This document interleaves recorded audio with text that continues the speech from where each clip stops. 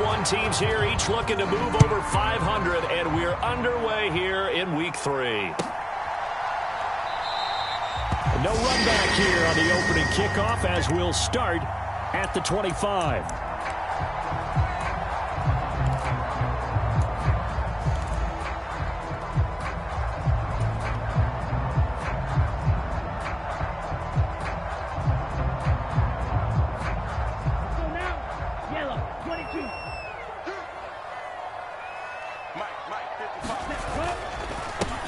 A carry by Taylor to start the drive. And nothing much materializing there on the first down run. He'll get a couple, and that's it. Well, any lane that might have been open there was closed pretty quickly, and that was because the defensive front, they won that battle at the point of attack at the line of scrimmage. They used great leverage, held their spot, and stacked him up. The last run got a couple. Here's 2nd and 8. Looking to throw. Kruger. That's complete to Justin Jefferson. And they nearly get this all the way to midfield. Mark him down at the 49. 22 yards there, a first down. That's his first catch of the game, and an impressive one against multiple defenders. And how about that start? Really aggressive. Yeah, there was double coverage out there, but that didn't stop them at all. They went right at it and defeated it on that play. 1st and 10, Taylor now. And he's got it across the midfield stripe and into Washington territory. It's a 6-yard pickup, and it gets him to 2nd and 4.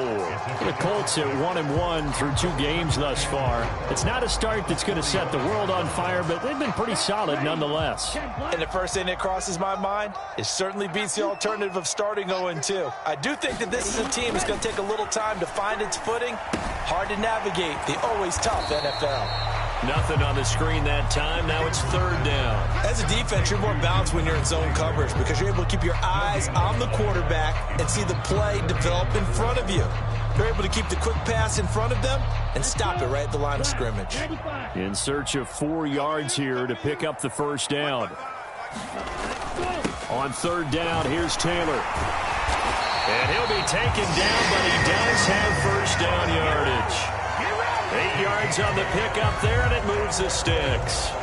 They did tell us they wanted to establish the ground game early, didn't they? They did, in a small sample size that we've seen so far, but pretty good return. Yeah, you got to like that. They've strung together a couple of first downs, established what they wanted, the running game. And guess what? They also got their lead guy running it pretty well, too.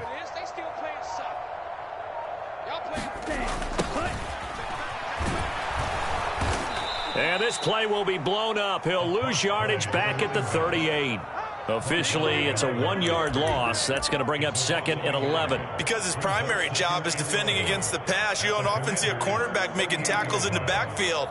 But he's playing run all the way here.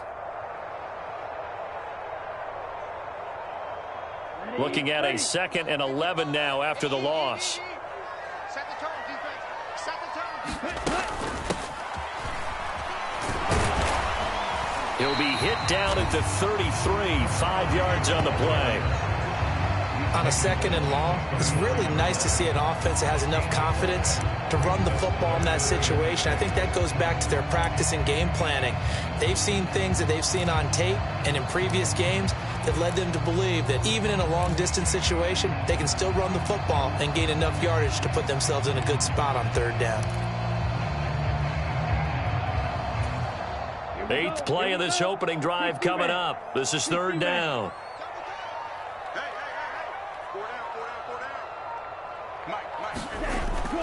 Well, they'll run it here on the jet sweep. And that play is blown up, losing yardage back at the 35. And a loss of 3 to bring up 4th.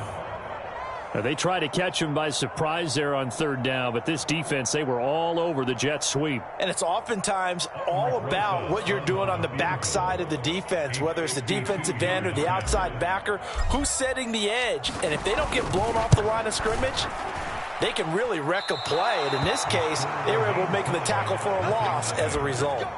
Always disappointing when you miss a field goal, but when you're playing against a defense this good, you and I both know that's a crucial miss because you can't afford to leave any points out there. You've got to take them when you can.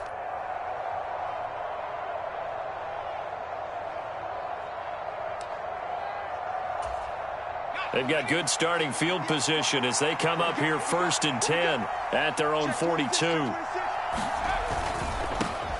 They'll start on the ground with Gibson. And not much there at all. Maybe a yard up to the 43. Well, this defense for the Colts, much improved from week 1. They were terrific last week in getting their guys their first win of the season. I have to admit, I was extremely impressed by what I saw on tape because they stayed in the face of the quarterback the entire game, ended up getting 4 sacks total, and made it difficult for him to step up and find receivers downfield. Also made it hard for him to escape the pocket and run. And they'll send the tight end in motion.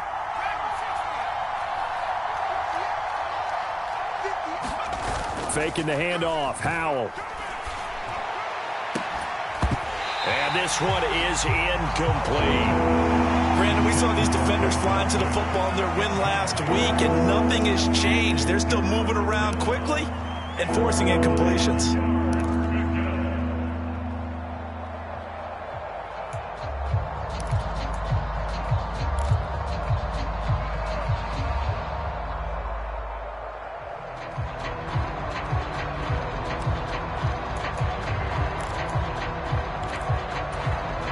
After an incomplete pass on 2nd down, that'll leave him trying to convert on 3rd and 9.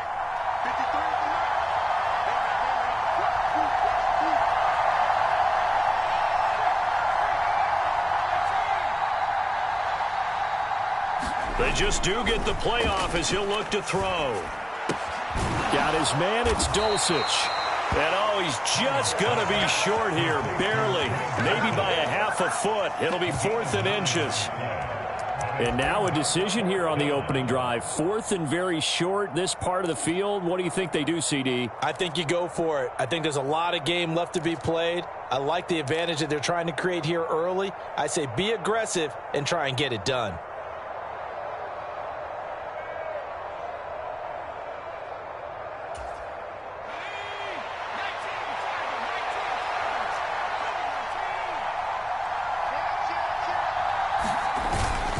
They'll go. It's Gibson.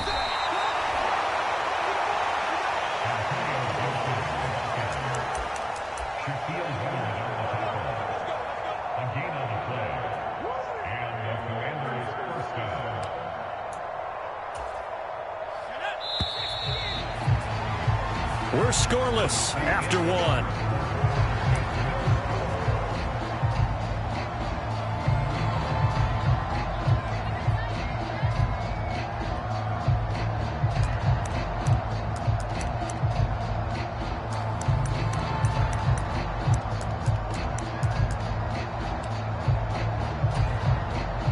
This offense got to be loving this. After the long missed field goal, they'll take over on the other side of the 50. 1st and 10.